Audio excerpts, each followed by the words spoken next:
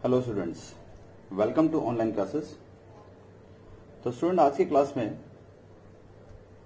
हम लोग करने जा रहे हैं अनदर टाइप ऑफ वेक्टर्स, ठीक है, that is equal vectors and negative vectors.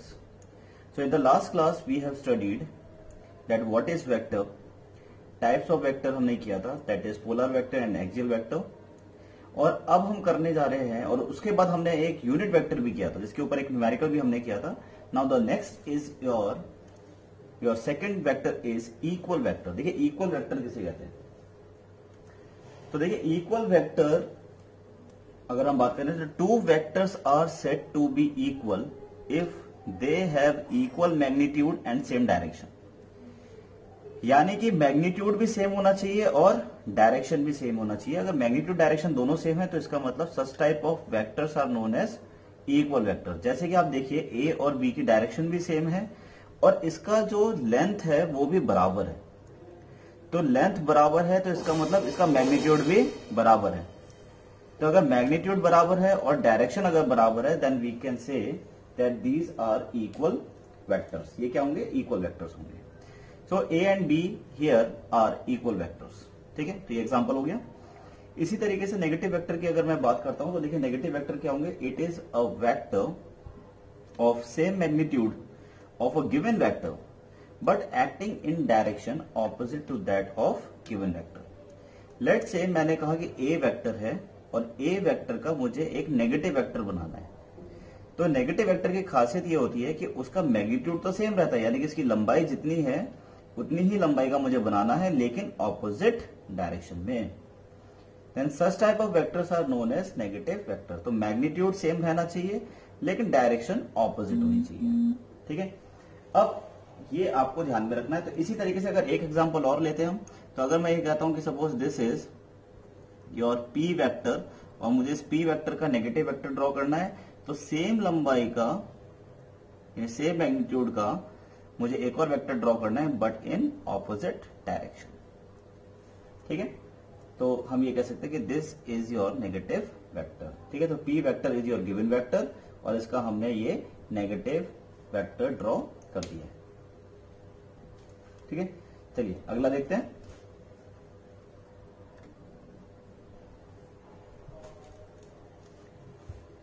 Okay, next है स्टूडेंट को इनिशियल वेक्टर्स। देखिए नाम से समझे को इनिशियल, जिसका इनिशियल पॉइंट सेम हो, यानी उन जो वेक्टर जिनका इनिशियल पॉइंट अगर सेम है then such vectors are known as coinitial vectors. The vectors are said to be coinitial if their initial point is common. जैसे A vector और B vector का starting point एक है, तो अगर इसका स्टार्टिंग पॉइंट एक है, इनिशियल पॉइंट एक है, तो मैं ये कह सकता हूं कि ए वेक्टर और बी वेक्टर यहां पर को इनिशियल वेक्टर होंगे। ठीक है, जस्ट अ डेफिनेशन। चलिए अगला बढ़ते हैं। Collinear vector. देखिए कोलिनियर वेक्टर कौन से होते हैं? Those vectors which have equal and unequal magnitude and are acting along parallel straight line. तो हम उसको क्या बोलेंगे? Collinear vector. इसके अंदर आपको मेन चीज ये ध्यान में रखना है कि इसमें पैरेलल होना जरूरी है। इस बात से कोई मतलब नहीं है कि वेक्टर जो है वो सेम डायरेक्शन में है, क्या उसका मैग्नीट्यूड इक्वल है या नहीं है, इस बात से कोई प्रॉब्लम नहीं है इस पर्टिकुलर कोलिनियर के अंदर, but it should be parallel. ठीक है, तो जैसे A vector and B vector parallel है एक दूसरे के, लेकिन आप देख सकते हैं कि इसका जो साइज है दोनों का वो अलग अलग है, तो they are unequal, but still A vector and B vector are collinear vector because they are parallel. यहां पर भी ये दोनों एक दूसरे के पैरेलल है तो इसलिए ये कोलिनियर वेक्टर है। तो पैरेलल होने चाहिए बस, चाहे कुछ भी हो, बस पैरेलल है तो कोलिनियर वेक्टर होंगे। और ए वेक्टर बी वेक्टर इसमें आप देखते हो ऑपोजिट डायरेक्शन है but still they are parallel to each other, तो that's why A vector and B vector are collinear vector. तो ये जो तीनों केसेस है ये तीनों के तीनों कोलिनियर वेक्टर के ही केस हैं। ठीक है, चलिए नेक्स्ट पढ़ते हैं। नेक्स्ट है हमारा coplanar vector. Now these are those vectors which are acting in the same plane. Let's say ये हमारे पास एक प्लेन है। ठीक है, प्लेन का मतलब जैसे ये बोर्ड है, आप देख सकते हैं दिस इज योर बोर्ड।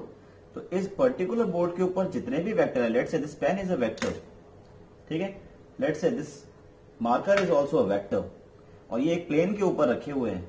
तो अगर एक प्लेन के ऊपर वेक्टर रखे हुए हैं, सेम प्लेन है दोनों का, तो then this pen and this pen are coplanar vectors, then we can say these are coplanar vectors. तो इनका प्लेन सेम होना चाहिए। तो जैसे कि ये एक बोर्ड है and A vector, B vector and C vector are lying on the same plane, so A B C are coplanar vector. ठीक है, तो इसे फटाफट से नोट डाउन करेंगे। ठीक है, चलिए आगे बढ़ते हैं अगले टॉपिक की तरफ।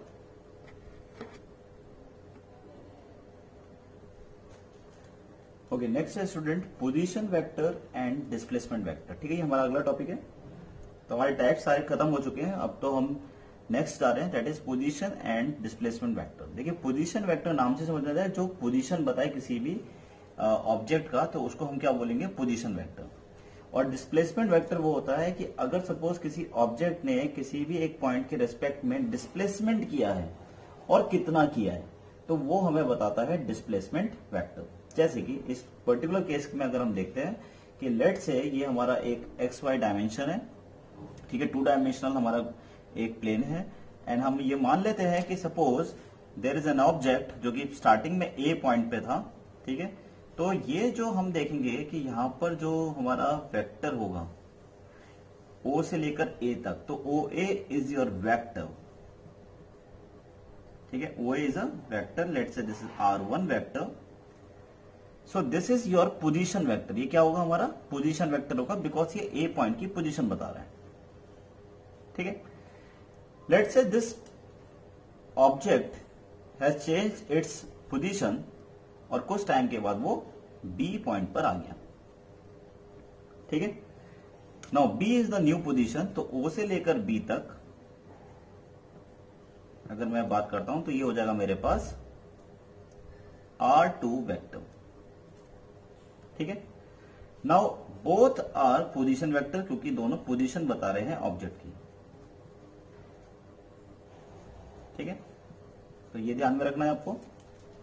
इसी तरीके से अगर मैं बात करता हूं डिस्प्लेसमेंट वेक्टर की, तो देखिए डिस्प्लेसमेंट वेक्टर क्या है कि ए से लेकर बी तक का जो डिस्टेंस इसने ट्रेवल किया है, तो इसने यहां से यहां तक डिस्प्लेसमेंट किया है। अब ये जो डिस्प्लेसमेंट वेक्टर है, तो ये ए बी जो यहां पर अगर मैं लिखता हूं कि let's say this A B, तो this A B vector is your displacement vector, जो कि ये बता रहा है कि ऑब्जेक्ट ने अपनी कितना डिस्प्लेसमेंट किया है और किस डायरेक्शन में किया है। 2 चीजें बताता है ये, कितना किया है और किस डायरेक्शन में किया है, दैट इज डिस्प्लेसमेंट वेक्टर।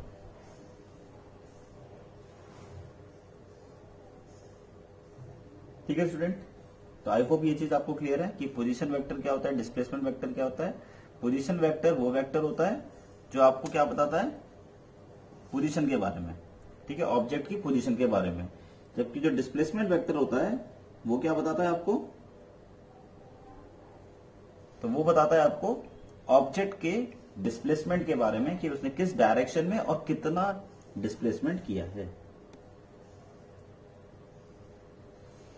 ठीक है, चलिए इसी तरीके से नेक्स्ट आ जाता है हमारा resultant vector. Another vector is resultant vector.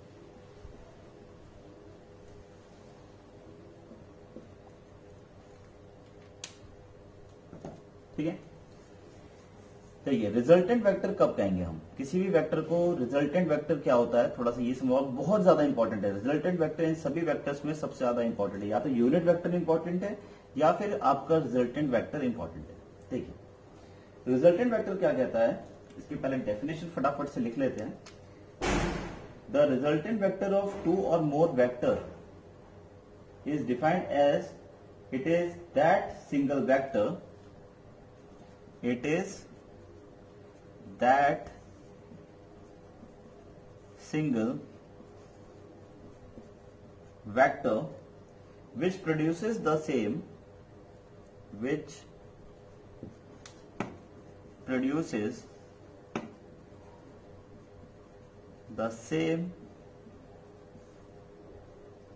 effect as is produced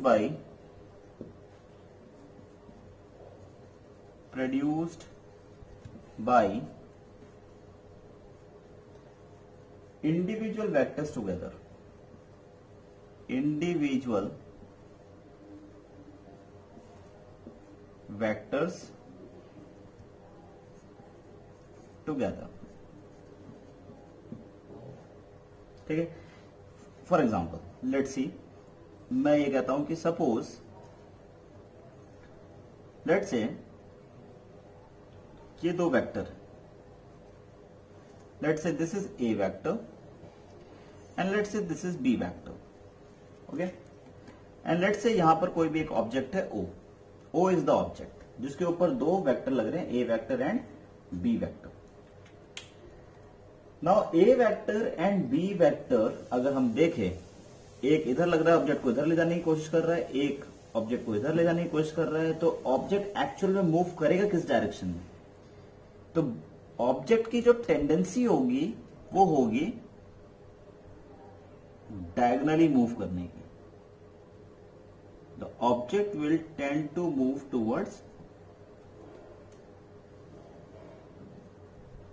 we can say diagonally, ठीक है।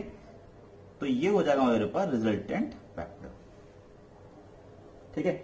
Now the thing is that कि रिजल्टेंट वेक्टर क्या है? ये एक ऐसा वेक्टर है जो हम ये कह सकते हैं कि ए और बी का काम कर रहा है, यानी कि जो मिलके ए और बी मिलके साथ मिलके जो काम करना चाह रहे हैं वो अकेला आर वेक्टर कर रहा है। क्योंकि अगर ये आर वेक्टर नहीं होता तो ए और बी ओ पॉइंट पर लगने पर जो नेट इफेक्ट आता है, जो अल्टीमेटली ऑब्जेक्ट मूव करेगा वो इसी लाइन पे मूव करता, ठीक है। और इन दोनों की जगह अगर मैं इसको भी हटा देता हूं यहां से और इसको भी हटा देता हूं ओ पॉइंट से और सिर्फ एक आर वेक्टर इसी डायरेक्शन में लगा देता हूं तो वो हो जाएगा रिजल्टेंट, क्योंकि ये वही सेम इफेक्ट प्रोड्यूस कर रहा है जो ए और बी मिलके करते हैं, ठीक है। Then such type of vectors are known as resultant vector, ठीक है। तो इसे नोट डाउन करेंगे फटाफट से।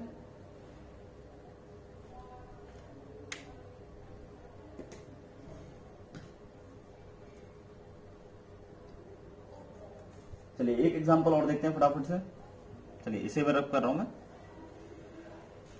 देखिए इसके अलावा एक एग्जांपल और देखते हैं रिजल्टेंट वेक्टर का। फॉर एग्जांपल अगर मैं ये कहता हूं कि let's say this is an object and और मैं ये कहता हूं कि यहां पर मैंने एक फोर्स लगाया, let's say F1 is equal to 100 newton and let's say एक बैक साइड से भी मैंने फोर्स लगाया, लेट्स से विच इज 30 न्यूटन, ठीक है। And let's say this is F2, ठीक है। तो force is a vector quantity, it has magnitude as well as direction. तो अगर मैं इस ऑब्जेक्ट की टेंडेंसी देखूंगा कि ये ऑब्जेक्ट किस डायरेक्शन में मूव करेगा, then the object has a tendency to move towards the 100 newton force, ठीक है। तो नेट इफेक्ट अगर मैं कहूंगी what is the net force acting here, what is the resultant force acting here, तो रिजल्टेंट विल बी 100 माइनस 30, ठीक है। तो रिजल्टेंट विल बी 100 माइनस 30। तो आई कैन से कि अगर मैं इसी ऑब्जेक्ट को मैं ये कहूं कि इसके ऊपर सिर्फ 70 न्यूटन का फोर्स लगाऊं इन द सेम डायरेक्शन, तो ये F1 और F2 का काम करेगा या नहीं करेगा? Let's say which is F vector, बिल्कुल करेगा ये। तो कहने का मतलब ये है कि F is your resultant vector, क्योंकि ये F1 और F2 का ही इफेक्ट क्रिएट कर रहा है, क्योंकि F1 F2 मिलके एक इफेक्ट क्रिएट कर रहे हैं, कितने का? 70 न्यूटन का ही कर रहे हैं, ठीक है। जबकि अगर आप डायरेक्टली एक 70 न्यूटन डायरेक्टली उसी पॉइंट पर सेम डायरेक्शन में अगर आप लगा दें तो बॉडी के इफेक्ट पे कोई भी चेंज नहीं आया। इसी वजह से it is that single vector which produces the same effect as is produced by the individual vector together, ठीक है। तो इसीलिए ये वो सिंगल वेक्टर है which produces the same effect as it produces by the individual vector, ठीक है। So please note down.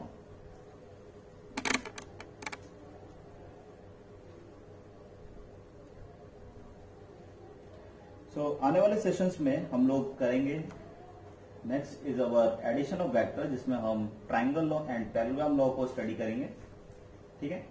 And both are very very important. Exam में definitely triangle law and parallelogram law में से कोई ना कोई एक आएगा ही आएगा, नो डाउट, 100% श्योर है। एंड जनरली 3 मार्क्स और 5 मार्क्स में भी यहां से आ जाता है, ओके। तो upcoming classes are very very important. These are basic concepts जो हमने अभी वेक्टर्स के अंदर स्टडी करे हैं. So please note down.